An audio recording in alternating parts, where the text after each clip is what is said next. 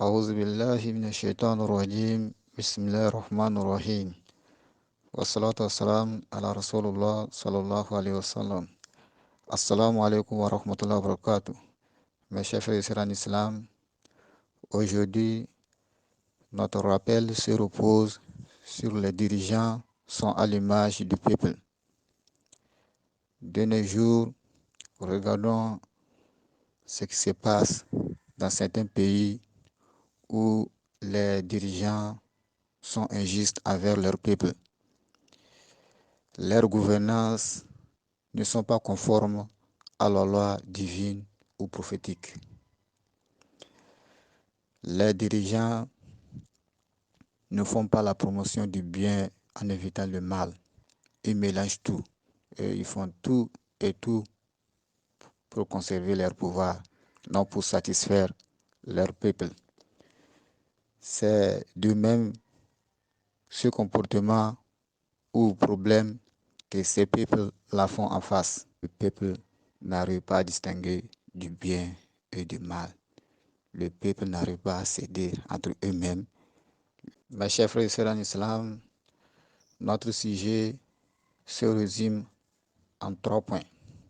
Le premier point, nous allons parler des textes de l'islam qui montrent que les dirigeants qu'Allah place à la tête, c'est-à-dire d'un peuple, sont à l'image de ce peuple et des actes des gens qui composent ce peuple.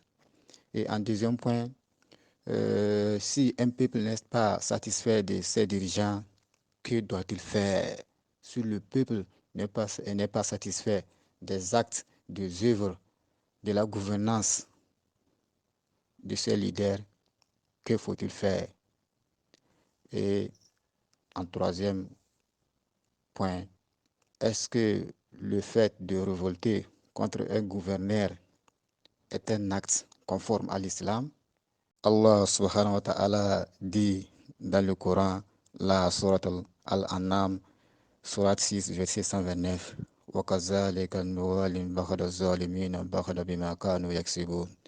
c'est-à-dire, ainsi nous plaçons certains injustes à la tête d'autres injustes à cause de ce qu'ils ont commis.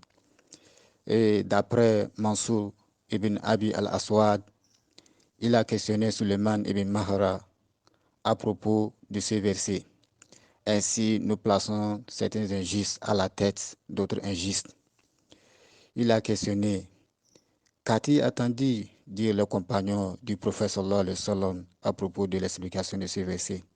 Et il répondit, je les ai entendus dire que l'essence est que si l'état des gens se détériore, c'est-à-dire si les gens continuent de multiplier leurs mauvaises actions, ou soit si les gens continuent d'être injustes envers eux-mêmes, alors le plus mauvais d'entre eux seront placés à leur tête. Alors le plus mauvais parmi eux seront leurs dirigeants. Et ce qui se passe de nos jours dans certains pays. Cet hadith est rapporté par Abu Sheikh, comme ceci est mentionné dans le tafsir de l'imam Suyuti, volume 6, page 203. Un jour, Al-Hassan Basri, il a entendu un homme invoquer contre Al-Hajjaj. Al-Hajjaj, c'est un dirigeant mauvais et tyrannique. Il a entendu un homme invoquer contre ce dirigeant.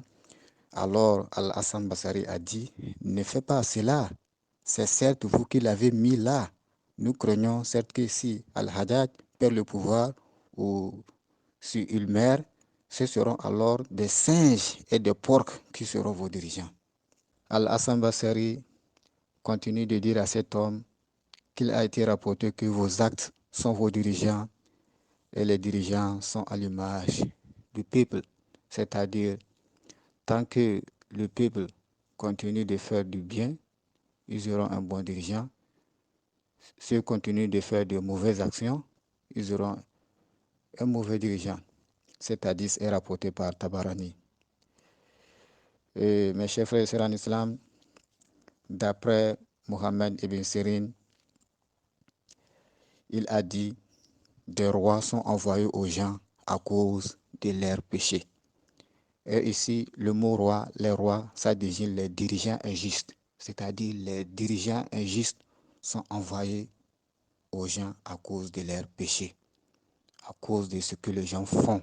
Les gens ne font pas la promotion du bien en évitant le mal. Ils mélangent tout.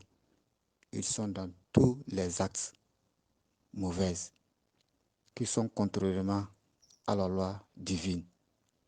Les gens ne se conforment plus à la loi divine ou prophétique.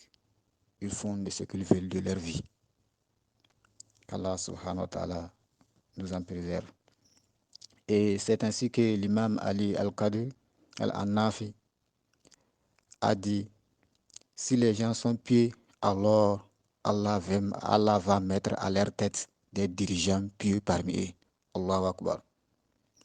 Par contre, si les gens sont mauvais, Allah va mettre à leur tête des gens mauvais parmi eux.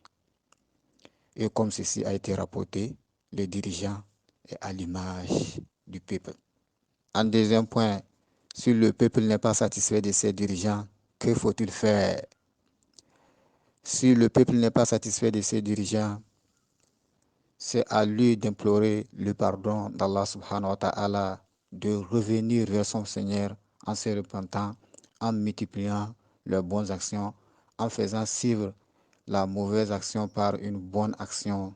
C'est à lui de se reformer afin de changer sa situation. Et Allah subhanahu wa ta'ala a dit dans le Coran, dans la sourate Al-Ra'd, soit 13, verset 11, la traduction rapprochée et approximative du sens du verset. Allah subhanahu wa ta'ala dit, certes, Allah ne modifie pas l'état d'un peuple tant que les individus qui le composent ne changent pas d'eux-mêmes ce qu'il y a en eux. Allahu Akbar. Et d'après Malik ibn Dinar, Al-Hassan al-Basri a dit, certes, Al-Hajjaj, c'est un dirigeant mauvais et tyrannique. Al-Hajjaj, ce dirigeant, ce tyran, est une punition d'Allah. N'accueillez pas la punition d'Allah avec le P. Et si le P, c'est-à-dire ça représente, c'est-à-dire en révoltant. Donc, Al-Hassan al-Basri dit, certes, Al-Hajjaj, c'est-à-dire le roi tyran, est une punition d'Allah subhanahu wa ta'ala. N'accueillez pas la punition d'Allah avec le P, en se révoltant. C'est-à-dire, n'accueillons pas la punition d'Allah en nous révoltant. Si Allah subhanahu wa ta'ala place un roi mauvais ou tyrannique à la tête de notre État, ne nous révoltons pas, mais plutôt, que doit nous faire? Mais plutôt de nous repentir. C'est à nous de repentir envers notre Seigneur par les supplications et la soumission. Repentons-nous et débarrassons-nous de mauvais actes. Et vous verrez que Allah subhanahu wa ta'ala nous envoyera un bon dirigeant. Donc, c'est-à-dire, en islam, ce n'est pas du tout permis de se révolter contre un roi mauvais ou tyrannique. Ça revient à ce peuple de demander le pardon d'Allah, de se repentir, de faire suivre une mauvaise action par une bonne action et d'être soumis à Allah subhanahu wa ta'ala, afin qu'il nous pardonne et de nous envoyer un bon dirigeant. Et cet hadith est rapporté par Ibn Abi Dunya dans Kitab al-Ukubat, numéro 52, avec une chaîne de transmission authentique. Mes chers frères et sœurs en islam, c'est de même que l'imam Ibn Qayyum, qu'Allah lui fasse miséricorde, a dit, et médite la sagesse d'Allah subhanahu wa ta'ala dans le fait qu'il ait fait que les dirigeants et les gouverneurs des gens sont de même type que leurs œuvres de ces gens. C'est comme si leurs œuvres étaient apparues sous la forme de leurs dirigeants. Ainsi, si les gens sont droits, leurs dirigeants seront droits. Si les gens sont justes, leurs dirigeants seront justes avec eux. Mais si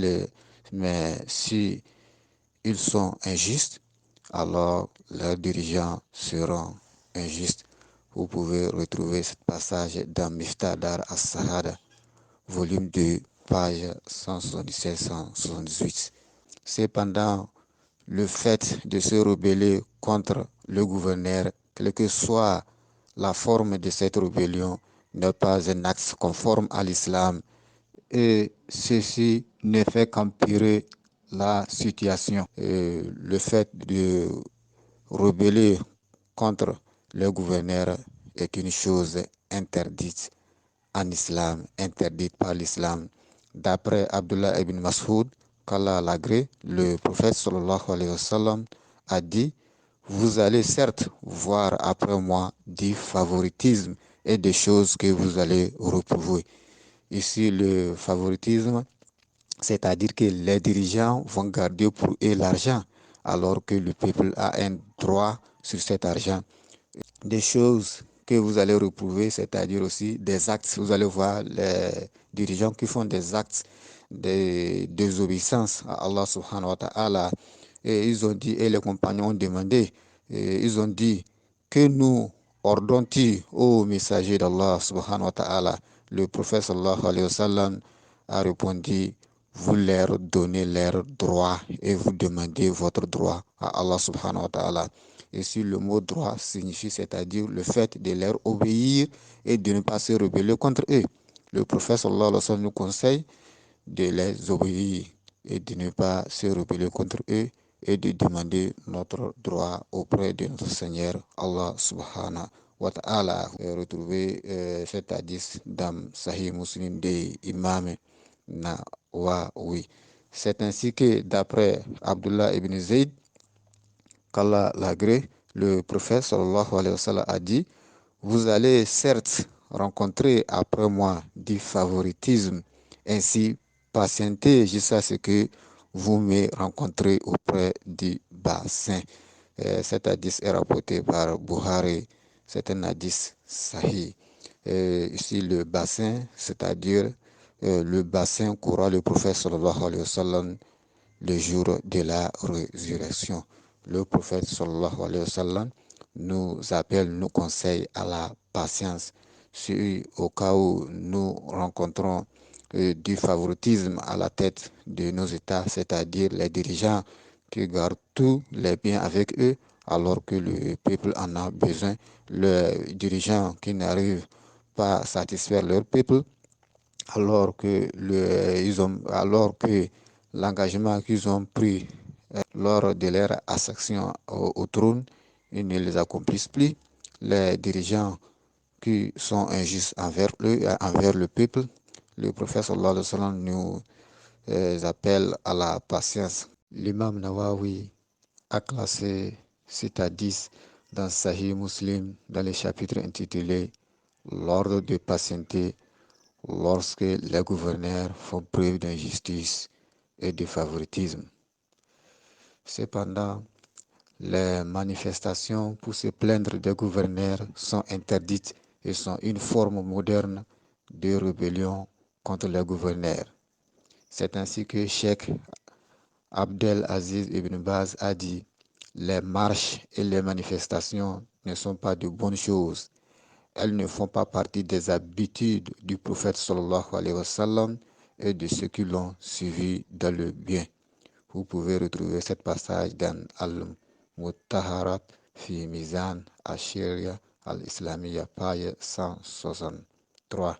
Et de même que Cheikh Albani a dit: les manifestations font partie des habitudes et des méthodes des mécréants. Cet passage dans Silsila Daf, volume 14, page 74. Et aussi, Cheikh Otemi a dit: les manifestations sont une nouvelle chose qui n'était pas connue à l'époque du prophète sallallahu alayhi wa sallam, ni à celle des califes bien guidés, ni à celle des compagnons du prophète sallallahu alayhi wa sallam.